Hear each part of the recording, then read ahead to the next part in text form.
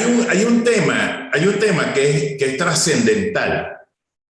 Cuando nosotros hacemos estudios de posgrado, generalmente debemos tener presente que primero, eso lo hacemos para nosotros avanzar en nuestro proceso de desarrollo de nuestra vida académica. Eso por una parte. Pero por otra parte, para adquirir competencias para investigar. Y si yo adquiero competencias para investigar, eso me va a dar las herramientas necesarias para yo poder comunicar lo que investigo. Es decir, poder publicar o poder participar en eventos mostrando, verbalizando lo que yo investigo. ¿Qué sucede? Yo considero que el análisis crítico es uno de los puntos de partida, o aprender a hacer análisis crítico es uno de los puntos de partida para comenzar a adquirir competencias para la producción intelectual. Sí, yo no puedo escribir si yo no sé analizar.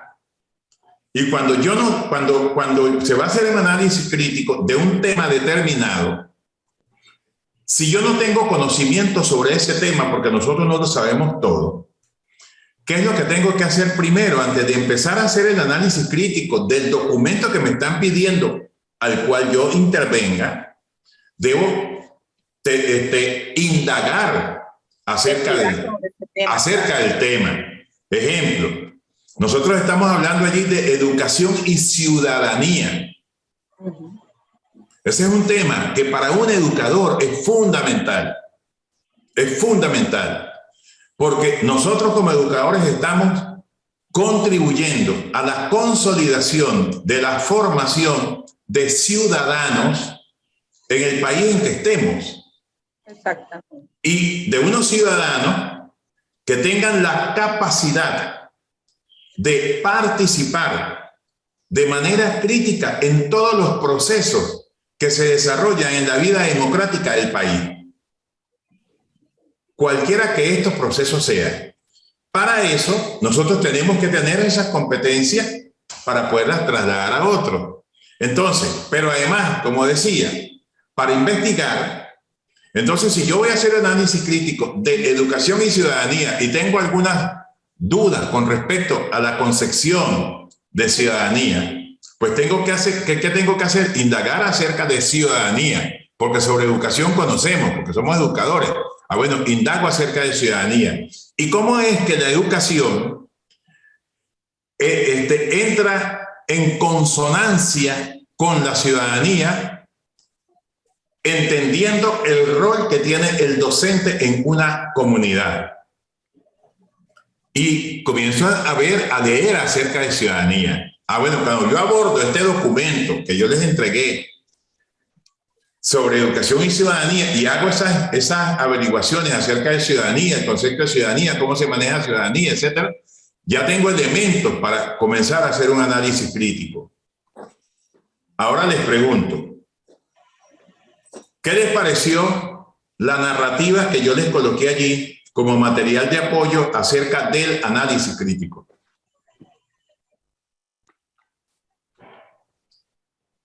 Bueno, no, sí, la narrativa conlleva a lo que estamos discutiendo. Ajá. Y pues le permite a uno, sin necesidad de leer tantos libros, tanta información, le permite a uno condensar la idea, es decir, hablar claramente de lo que la importancia de ser buen ciudadano, de cómo debemos formar a nuestros estudiantes para lograr ese ciudadano que queremos en nuestro país o en el mundo. Ajá. No es necesario indagar tanto porque allí se condensa todo. O sea, sí le da respuesta a lo que uno necesita saber para poder hacer el análisis crítico. Perfecto. Bueno, fíjense,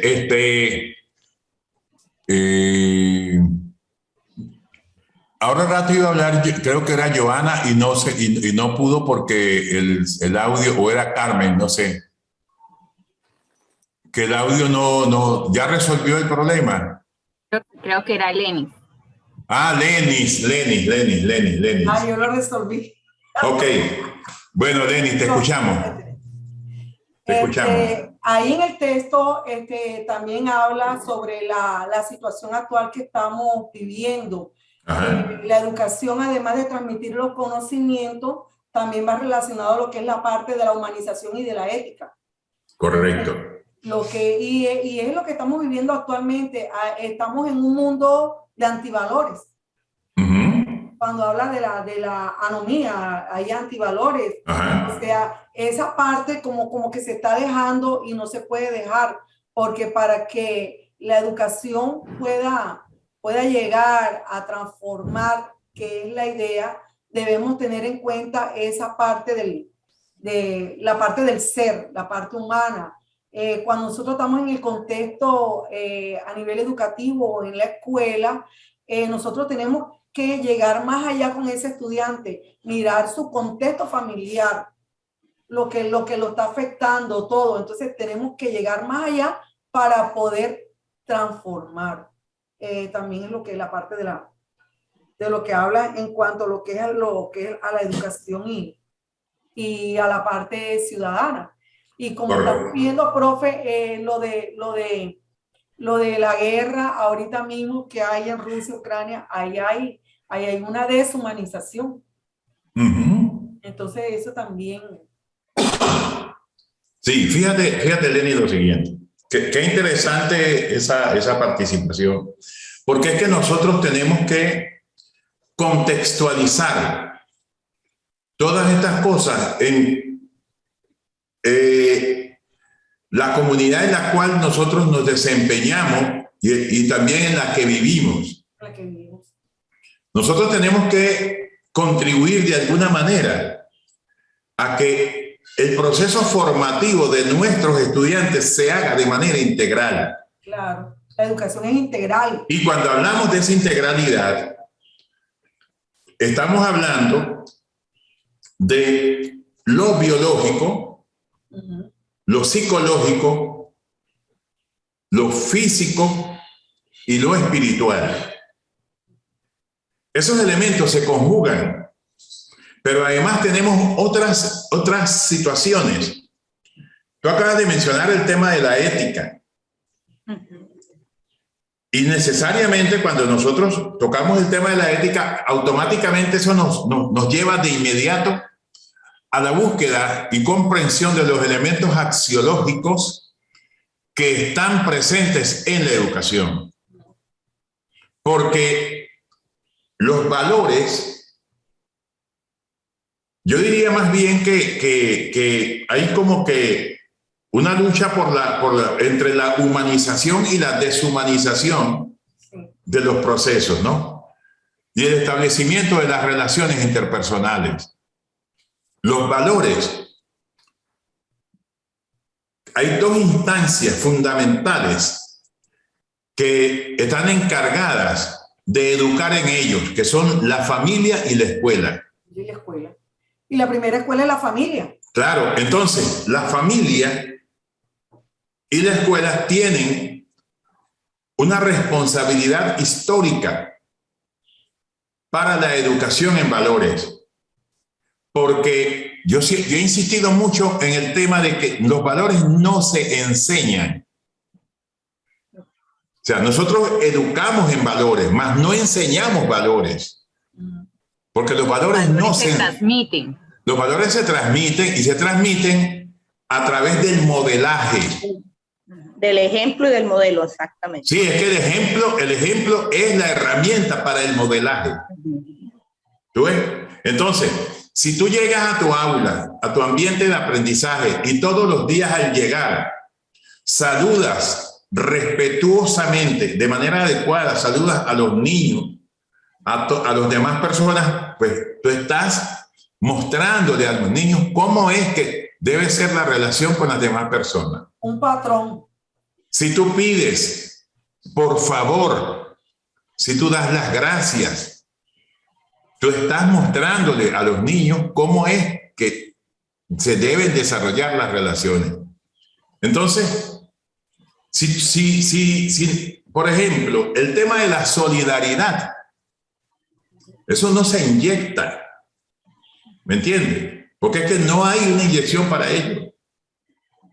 Nosotros queremos que la gente sea solidaria, pero en los espacios de formación no mostramos solidaridad. No mostramos empatía. Nos conformamos con decir que nos ponemos en los zapatos del otro. Pero en la práctica, ¿realmente lo hacemos? Es mi pregunta. Entonces, es increíble esta situación. Cuénteme.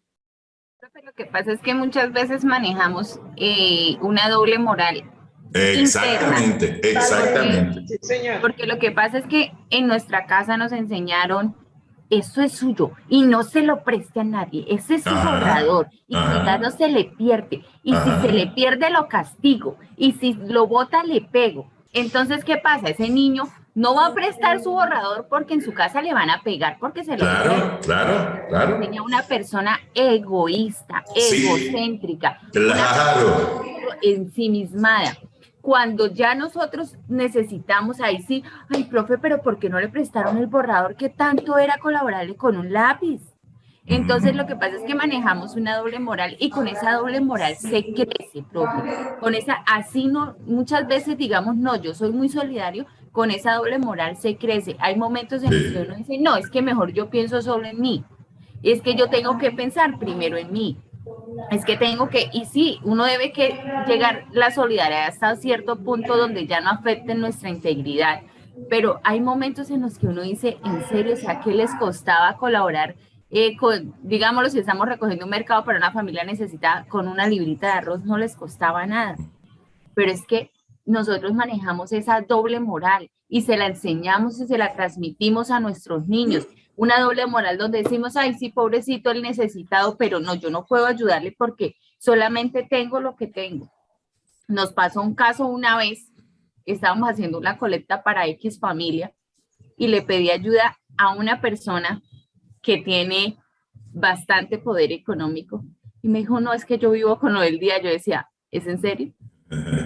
¿Es en serio?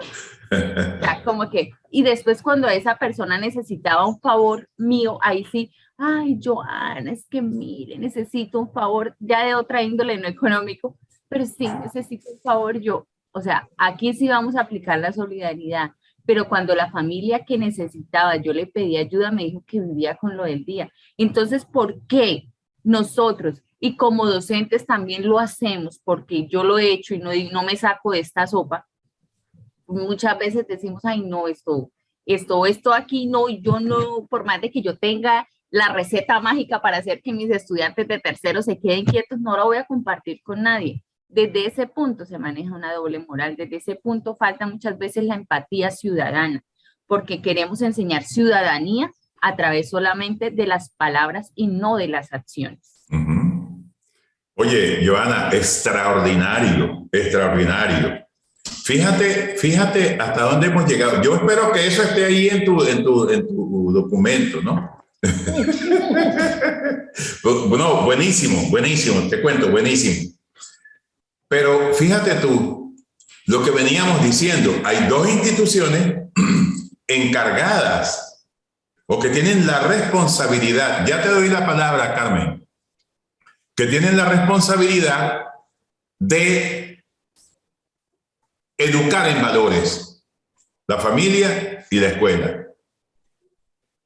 Pero fíjense ustedes al punto que hemos llegado, que muchas veces esas dos instituciones que tienen esa altísima responsabilidad, en vez de complementarse, entran en disputa. Y ahí se va generando todo un conflicto entre lo que la educación que da el hogar y la que da la escuela. En ocasiones pasa lo que dice Joana, en ocasiones es al revés. Es la escuela la distorsionadora. Porque somos humanos. Ahora, tenemos que hacer una revisión de nosotros en tanto persona. O sea, nuestra condición de persona, de seres humanos, nos va a permitir que nosotros podamos, de alguna manera, participar consciente o inconscientemente en un proceso de desarrollo sostenido, para bien o para mal.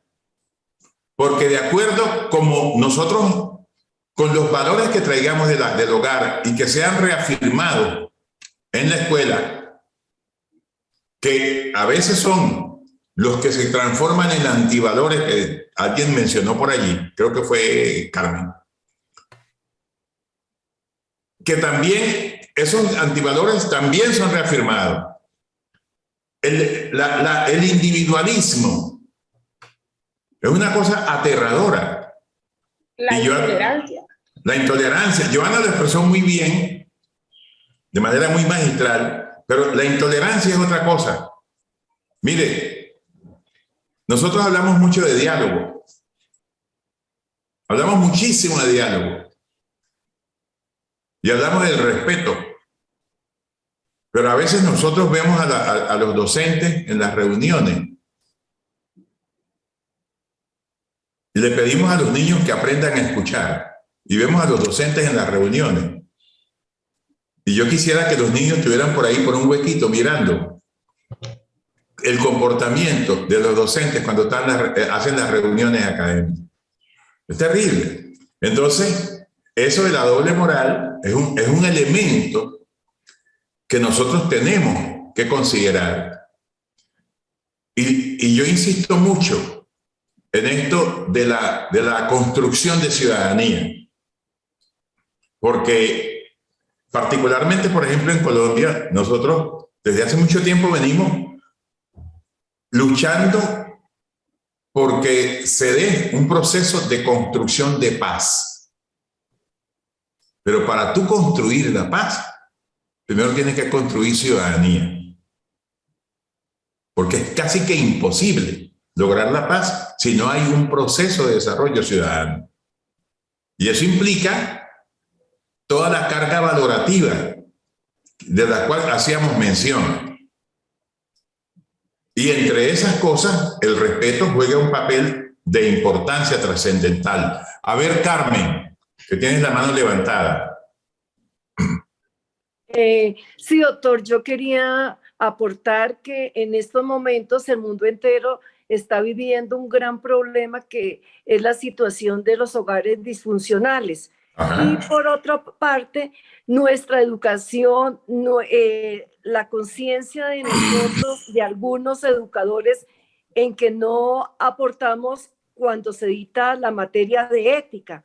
Realmente no se toma conciencia a sabiendas que los únicos formadores en estos momentos realmente somos los educadores, porque hoy en día los padres realmente no tienen tiempo para los hijos y realmente los están dejando a manos de personas que no son comprometidas y los niños no están desarrollando esta competencia tan importante que es la moral y los valores. Lo que están viendo ellos son programas de televisión que los está afectando demasiado su mente y mucho tiempo estar jugando con el celular y estar viendo temas que no son para su edad, está afectando crecimiento cognitivo, desarrollo de los niños y los padres pues no están realmente comprometidos. A raíz de la pandemia fue cuando se dieron cuenta y apreciaron el valor tan grande de nosotros los educadores, que no es que nos estemos ganando la plata fácilmente como ellos decían, sino que ellos se enfermaron también psicológicamente porque no soportaban a sus mismos hijos.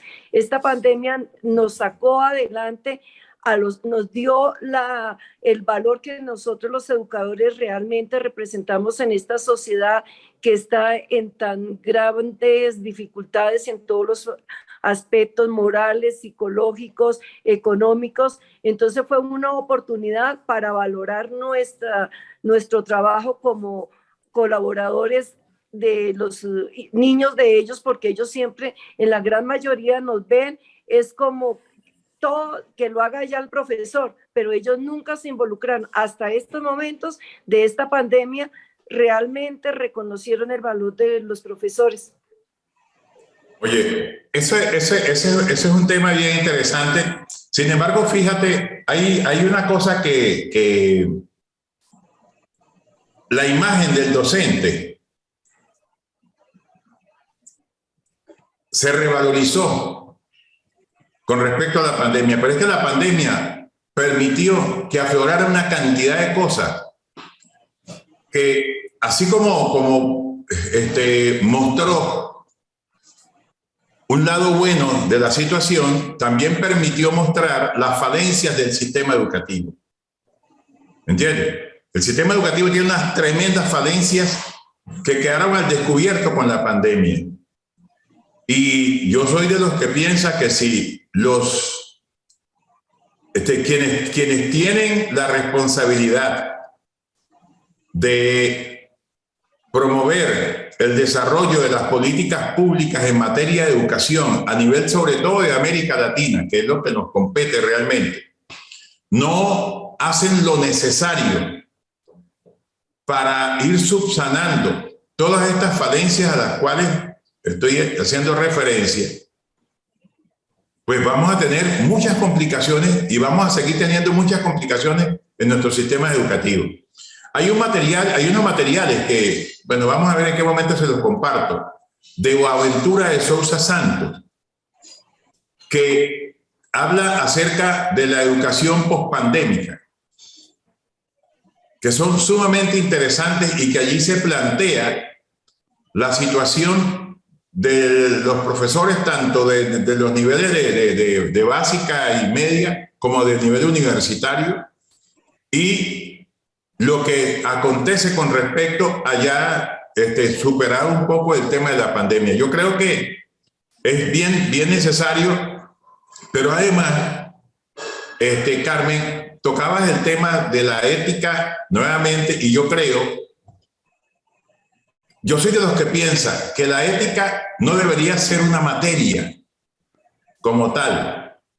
La ética debería ser un eje transversal que toque a todas las asignaturas o materias o cursos, como quieran llamársele, que conformen un plan de estudio en todos los niveles del sistema educativo. Porque es que eso tiene que estar presente en el accionar de todos los involucrados en ese proceso. Docentes, estudiantes, padres y representantes, miembros de la comunidad, organizaciones que tengan vínculo con las instituciones educativas que de alguna manera también se vinculen con el proceso formativo de los muchachos. Porque es que la ética es una práctica que a mi modo de ver debe estar inmersa en todo lo que se hace en el contexto escolar.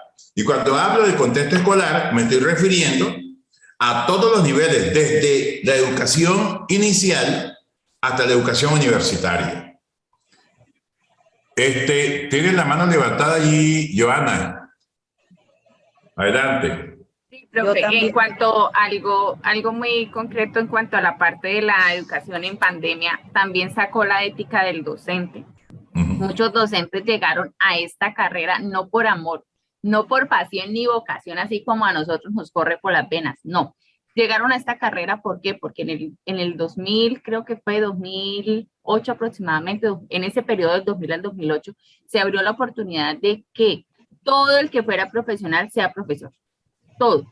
Tuve un compañero de trabajo que era fotógrafo profesional y entró a ser profesor de matemáticas en la institución donde yo trabajaba.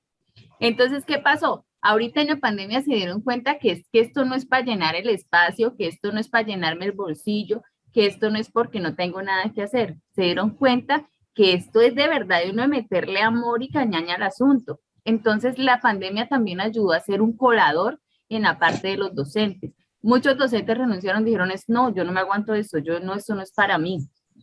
¿Por qué? Porque trabajaban sin ética profesional, trabajaban solamente por cumplir y que me llegue el sueldito a fin de mes y no más. Entonces también tenemos que ver con la pandemia en la parte del docente, no solamente en la parte del padre que no apoyaba, no solamente en la parte de la familia que no estaba, sino también en la parte del docente que no trabajaba de corazón ni de vocación. Excelente. Gaby. Bueno, profesor, continuando con la temática, pues como educadora por 21 años ya y directora de una institución educativa, pues ¿qué más que la experiencia y el día a día de lo que uno observa? Y un tema muy importante que lo han tocado las anteriores compañeras y usted también, es el tema de la ética. En el caso de los docentes que actualmente tenemos, digamos los de las nuevas generaciones, lo comentaba la compañera anterior, muchos de ellos estudian esta carrera porque es la más fácil, supuestamente, es la de más fácil ingreso a las universidades en el caso de Venezuela, que tiene una masificación en la educación desde hace algunos años, mucha facilidad de estudiar en pueblos que no tienen que trasladarse a las grandes ciudades por aquel tema de que las microuniversidades que colocan en esos pueblos para facilitar la educación.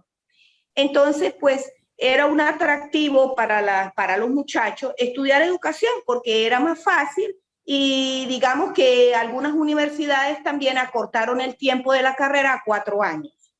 Todo esto suma y pensaban que pues con eso iban a vivir, iban a tener calidad de vida. Nos encontramos entonces, lógicamente, con docentes de nuevo ingreso que no tienen la vocación de servicio, que no tienen la intencionalidad de ver al otro como el ser humano que él va a formar, que va a modelar, y lógicamente con una serie de, digamos, de costumbres, de modelos, antimodelos, ¿qué es lo que van a transmitir? Si a eso le aunamos la problemática en el caso de Venezuela, la problemática económica que tenemos, pues hubo una gran deserción de los docentes de las escuelas. Esto que nos permitió a nosotros como directivos evaluar que la gran mayoría de profesores que teníamos en la planta institucional no estaban por vocación de servicio, porque decidieron irse a hacer otros oficios que quedarse con el compromiso de nuestros estudiantes. Entonces, allí es donde uno dice, ¿para dónde vamos? O sea, ¿qué es qué es nuestro sistema educativo? Porque cuando nosotros revisamos los currículos o las mallas curriculares, observamos que todos esos elementos están presentes en las mallas curriculares. Es decir, los estudiosos del tema del sistema educativo venezolano, colombiano, latinoamericano, han tomado en cuenta todos esos elementos, que si hayan ejes transversales, que si hayan competencias, que si objetivos específicos, todos los recursos, todos los elementos que deben estar allí presentes. Pero realmente nosotros como somos los educadores, somos los que estamos dando la ejecución de esas mallas curriculares, realmente los estamos haciendo, porque cuando nosotros observamos los objetivos a evaluar en un estudiante, sea de primaria con una evaluación cualitativa o sea de secundaria con una evaluación cual y cuantitativa, nosotros observamos que allí están presentes que la mayor carga va hacia el ser, ¿verdad? Porque es lo que más importa, el ser. O sea, sí están presentes en esas mallas curriculares. Pero queda de cómo, en el papel nada más. Cuando yo docente planifico muy bonito y plasmo todo eso allí, pero cuando yo lo ejecuto en el aula, estoy dándole esa mayor relevancia e importancia al ser, al otro que yo tengo al frente. Si realmente entonces allí es cuando yo docente hago la reflexión y me debo autoevaluar si realmente yo elegí la carrera que debía, si realmente yo estoy dispuesto a estar por 25 años educando para las generaciones futuras, si yo realmente como docente estoy dispuesto a tenderle la mano a la familia que tengo allí, al niño que viene con un problema, al niño que veo triste, si yo determino si aquel niño hoy lo veo diferente, ¿qué le pasa? Y a esto le sumamos lo que decía una compañera por allí, que la primera educación es la del hogar y es la que quizás vale más.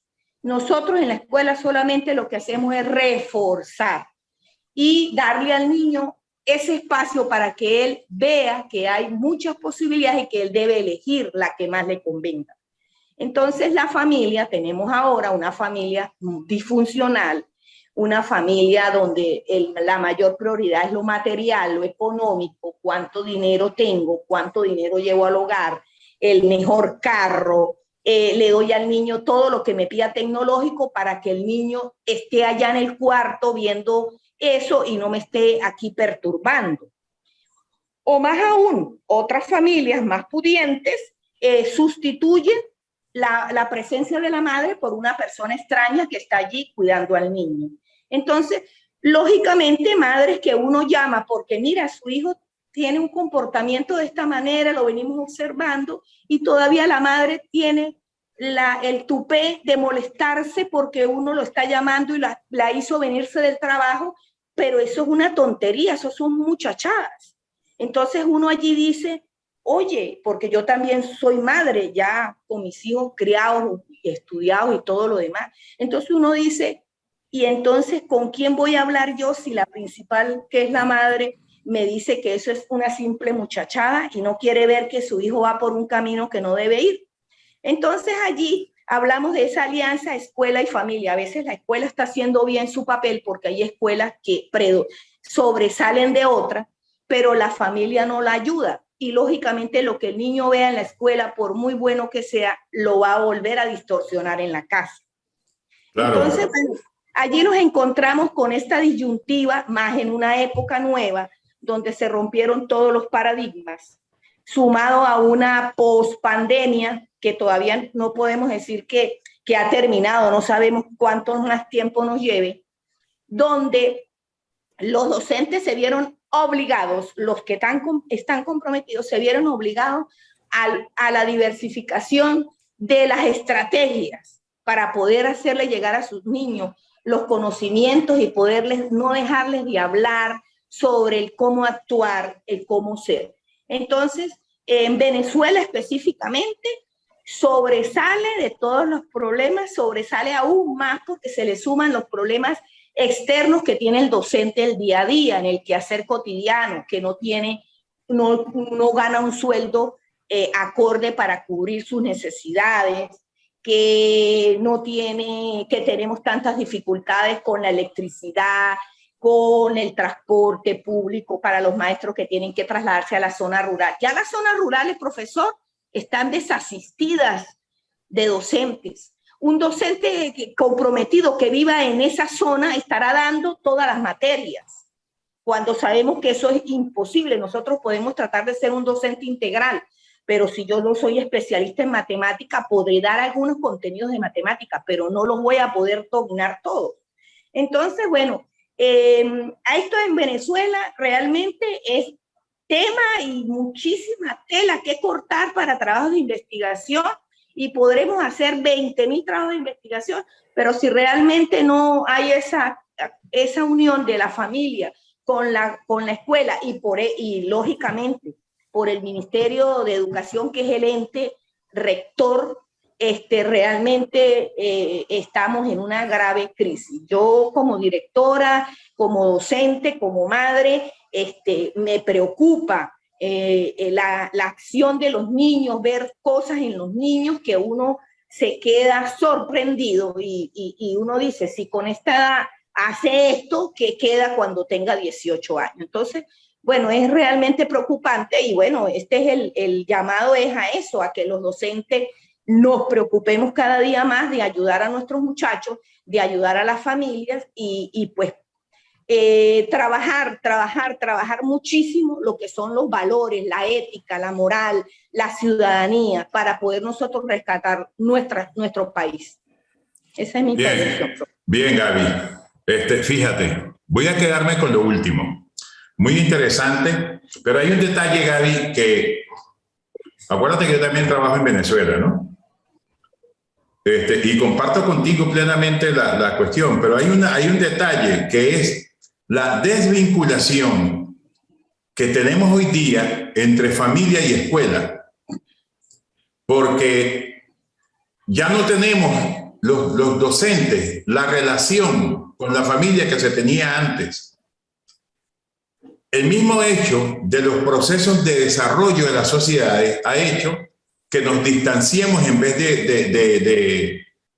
de unirnos más. ¿Me entiendes? Entonces, esa desvinculación que se viene dando entre esos dos grandes actores fundamentales en la educación de los muchachos, o en la educación de las personas, vamos a decirlo así, porque es la educación para todos, es un elemento que de verdad hay que tomar en consideración. Y todos coincidimos en que la ética es fundamental, que la ética tiene que estar presente en los procesos de formación, pero sobre todo en la actuación de todos los actores que estamos involucrados en ello. Ahí coincidimos plenamente en eso. Pero tiene que buscarse un mecanismo que nos permita reconectar a la escuela con la familia. Porque si nosotros no logramos eso, el trabajo, el esfuerzo va a ser cada día mucho más duro, mucho más fuerte. Pero excelente, excelente. Lenin, ¿ibas a decirme algo? Profe, quiero dar una pequeña... Ajá. Estaban hablando acerca de los docentes. Usted sabe que en el 2006 aquí en Colombia, por concurso ingresaron docentes diferentes a diferentes profesiones. Ajá. Pero yo ahí defiendo esa parte porque no todos son iguales, ni no todos somos iguales, porque yo soy bacterióloga de profesión y también soy docente, y quiero hacer una pequeña claridad porque es que yo desde mi profesión estoy colaborando bastante en el proceso educativo. Ahí yo plasmo y yo uno. Entonces, yo quiero decirle a la profesora que también habemos profesionales que estamos en la carrera docente, que sí aportamos bastante a la educación y sí estamos comprometidos, porque yo me siento comprometida, yo llego mucho al estudiante, tanto que a veces el estudiante tiene confianza en uno para comentarle ciertas situaciones que uno más adelante le ayuda a ellos en ese proceso. Entonces, esa partecita quería yo como que intervenir. Ay, profe, qué pena, yo lo dije por mi compañero. No, tranquilo, porque ahí se abre un marco, que ahí es de fotógrafo a matemático.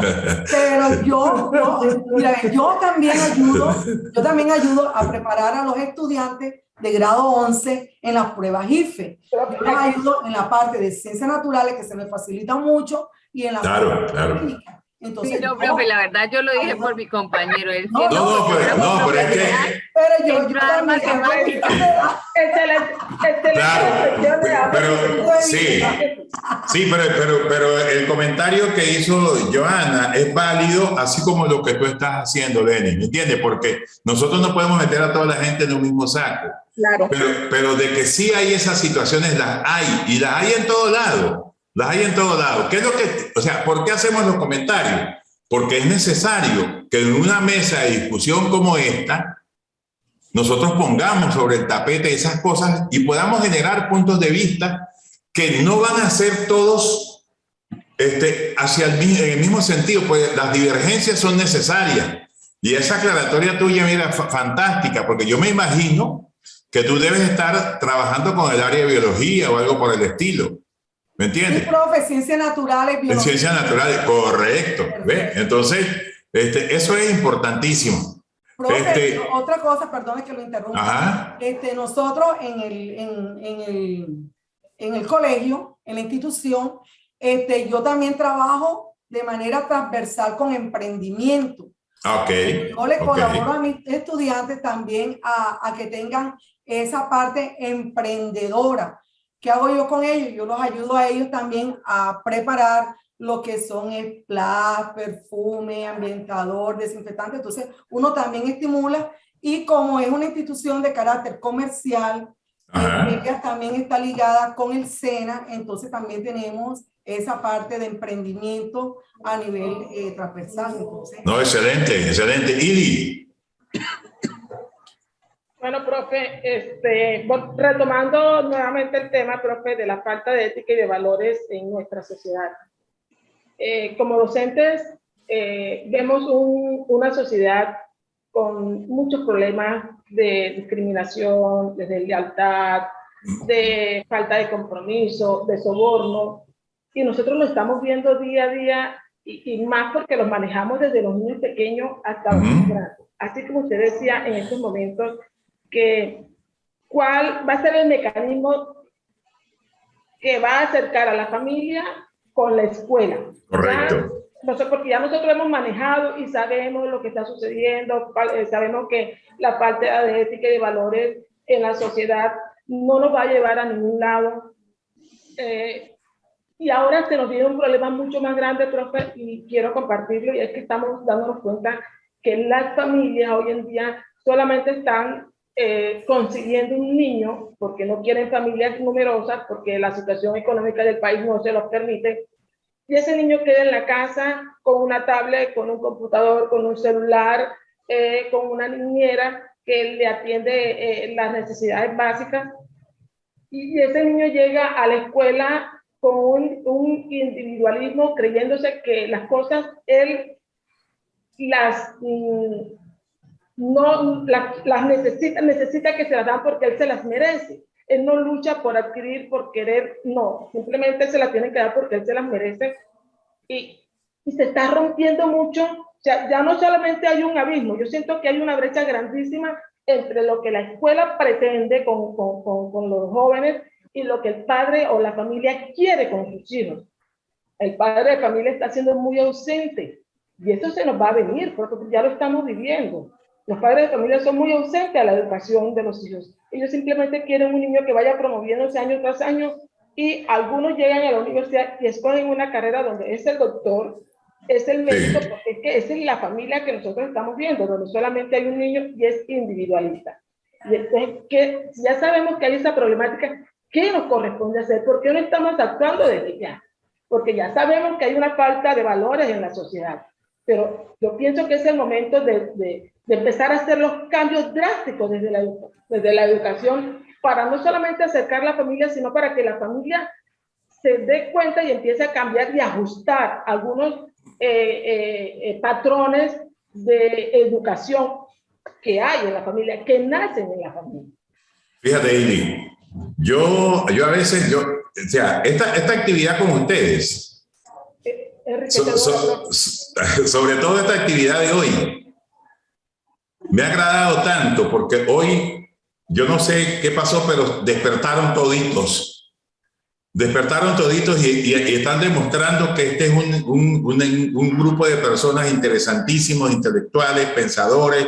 Pero fíjense, todo lo que se ha manifestado aquí son problemas de la educación.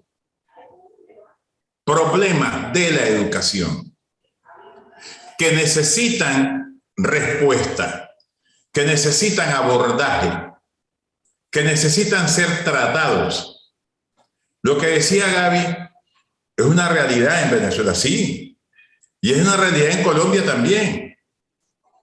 Lo que decía Joana, nosotros tenemos que volcar nuestra mirada hacia los problemas que tiene la educación y el rol que tiene la escuela para generar unos procesos educativos que de verdad formen de manera integral. Y cuando digo de manera integral, ahí estoy incluyendo a la ética y estoy incluyendo a los valores, pero estoy incluyendo también al conocimiento de manera integral, y que eso también a su vez genere como consecuencia relaciones interpersonales sanas, porque es la única manera de conseguir o de construir organizaciones sanas. Y la intervención de Ili, excelente, de Lenis, excelente, de Carmen, buenísima. Entonces, resumiendo eso, allí tenemos nosotros una serie de situaciones, de problemas que ustedes pueden abordar desde su trabajo de grado para la maestría, perdón, para el doctorado. desde su tesis doctoral, tomando en consideración que cuando nosotros hacemos el abordaje de una tesis doctoral, tenemos necesariamente que manejarnos en dos cosas que son fundamentales: lo epistemológico y lo teórico. Eso tiene que ir de la mano.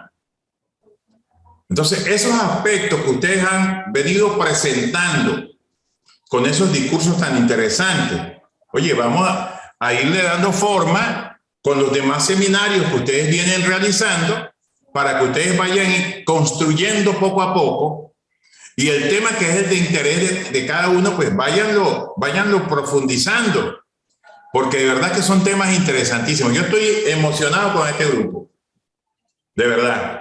Me encantan las participaciones y la cuestión. Lamentablemente, el tiempo se nos agota, lamentablemente. Pero antes de que nos digan que ya el tiempo se acabó, porque por ahí está Luz que ya me va a decir, profe, le quedan 5 minutos. Nos queda la cuarta tarea. La cuarta tarea es el video. Y yo quiero que le dediquemos unos minutos a esa tarea. Fíjense, yo no sé si ya alguno de ustedes ha empezado a leer el documento de la Agenda 2030. Sí, ya lo leí. Ok, perfecto. ¿Qué le pareció? En verdad es el ideal para nosotros poder salir de la crisis en que estamos, sobre todo lo que es América Latina y el Caribe. Es ideal, pero allí es muy relevante la participación de cada uno de los gobiernos para que realmente eso se pueda dar, ¿no? Entonces, bueno, volvemos a lo mismo, las posiciones de los gobiernos y cómo van a estar allí con las Naciones Unidas para poder llevar a cabo todos estos objetivos. Perfecto. Perfecto, Gaby. Sí, lo que dice Gaby es cierto, pero hay un detalle significativísimo allí, que es que esa agenda ya tiene 15 años. Sí. Cubierto. Entonces, tenemos que pensar, fíjense el reto que les estoy poniendo que asuman. Tenemos que pensar en qué ha pasado en estos 15 años. Digamos, en el tiempo que lleva transcurrida la agenda. ¿Qué ha pasado? Y analizar las políticas, fíjense de esto, las políticas públicas que en materia, sobre todo en materia de educación, porque recuerden que yo les dije que aunque ustedes pueden manejar todo el documento, vamos a poner el énfasis en el cuarto objetivo de desarrollo sostenible, que es el objetivo de educación. Entonces, vamos a ver. Profe, disculpe, lleva 7 años. 7 años, perdón, 7 años. 7 años porque es 7 años. 15. Sí, 7 años. Y nos quedan, nos quedan 8 años, sí, porque eran 15 años, era 15 años, vamos correcto. En la mitad. Pero fíjense, ¿cuáles son el tema de las políticas públicas que en materia de educación, de acuerdo con los compromisos asumidos? ¿Me entiendes? De acuerdo con los compromisos asumidos para el momento. Ahí está la relevancia del documento. ¿Qué hemos podido lograr como país en materia educativa de acuerdo con los compromisos que se asumieron en estos 7 años? Y considerar lo que nos falta, porque el compromiso está abierto, lo que nos falta por cubrir en los pocos tiempos que nos quedan. Si ustedes analizan políticamente esto en Colombia, estamos hablando de 2 periodos presidenciales, es lo que queda. 2 periodos presidenciales. Y si hablamos de Venezuela, pues estamos hablando de un periodo presidencial. Entonces, para que ustedes más o menos tengan idea, pero resulta un periodo presidencial y considerando que en Venezuela las próximas elecciones presidenciales son en el 2024. O sea, le quedaría 4 años. Ahí tenemos elementos, no 4, 6 años, pero tenemos elementos para un análisis con mucha crítica, de verdad, con mucha crítica. Bueno, miren, de verdad, hoy me voy, pero contentísimo, muy satisfecho con la participación de ustedes el día de hoy. De verdad que ha sido muy gratificante esta interacción que hemos tenido. Me parece que a todos nos ha ayudado mucho y que nos ha permitido ir poniendo cada quien nuestras ideas en la mesa para que, bueno, ponerlas al servicio de los demás y a la consideración de los demás. Yo creo que es una buena actividad y ojalá pues sigan así. Espero que los videos vengan cargados de mucha emoción y de mucho contenido. Que tengan un feliz fin de semana.